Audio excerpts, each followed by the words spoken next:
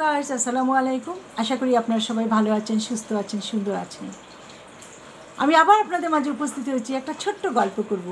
আর তা হলো, আজ আপনি যেখানে আছেন সেটা আপনার অতীতের কর্মফল। কথাগুলো যদি ভালো লেগে থাকে সাবস্ক্রাইব করে বেল বাটনটা টিপে দিন, বেশি বেশি শেয়ার করুন। আজকে আপনি যেখানে অবস্থান করছেন এটা হলো আপনার অতীতের কর্মফল। অতীতে আপনি যেভাবে কাজ করেছেন, যেভাবে পরিশ্রম করেছেন, তার কর্মফল। কিন্তু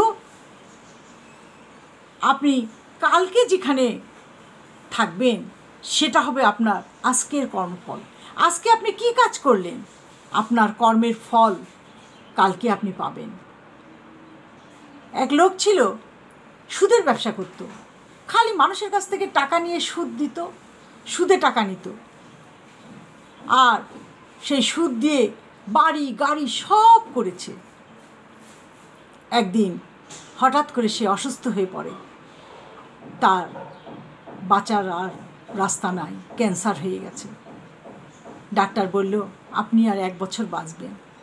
সে কী করলো, সুদ নেওয়া বন্ধ করলো এবং চতুর্দিকে তার যে সমস্ত ব্যবসা বাণিজ্য আছে ছেলে মেয়েদেরকে বুঝিয়ে দিতে লাগলো, সুদ নেওয়া বন্ধ করলো। মানুষ যদি কেউ টাকা চেতে আসতো এমনি ধার দিত, আর সুদ নিত না। এই 1 বছর সে এত সুন্দরভাবে তার জীবনটাকে সাজিয়ে নিল, কিন্তু তার তো কোনো কষ্ট হলো না, তার অভাব হলো না, অনটন হলো না, অথচ সে দিব্যি চলল। তারপর সে মৃত্যুর কোলে ঢলে পড়ল। ক্যান্সারের মাপ নেই, ক্যান্সারের নাকি কোনো অ্যান্সার হয় না।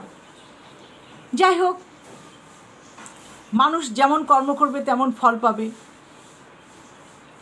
মানুষের কর্মর ফল যাকে যতটা বেশি মূল্য দিবেন, আপনি যদি মানুষকে বেশি মূল্য দেন, যাকে যত বেশি মূল্য দিবেন সে আপনাকে তার চেয়ে আরও বেশি সস্তা ভাববে।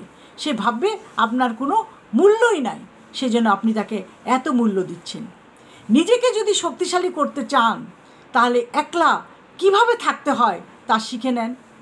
আপনি যদি সবাইকে নিয়ে ভাবতে থাকেন তাহলে সবাই আপনাকে কষ্ট দিবে, কেউ আপনাকে নিয়ে ভাববে না। আপনি একাই সবাইকে নিয়ে ভাববেন, তা তো হতে পারে না। সংসারের বড় ছেলে প্রথমে টানে বাবা মাকে, তারপর ভাই বোনকে, তারপর স্ত্রীকে।